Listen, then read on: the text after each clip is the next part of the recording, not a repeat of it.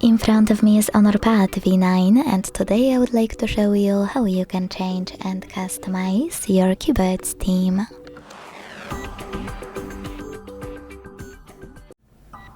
Begin by launching your keyboard and clicking on this icon of a color palette at the top of it. Then scroll down to tap on a perfect keyboard for you. I will go with this one. Manage key borders thanks to this switcher. And when you finished, hit apply at the bottom right corner.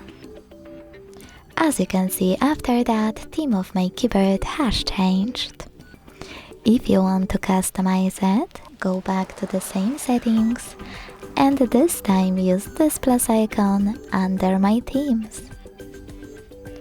Now click on the photo you wish to apply as your new keyboard's background. Pinch it to scale, drag it to move, and when you're ready, select Next. Adjust brightness by swiping left or right. Hit Done. Manage key borders and tap on Apply.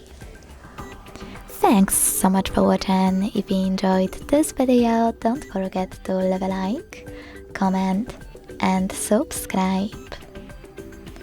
Bye!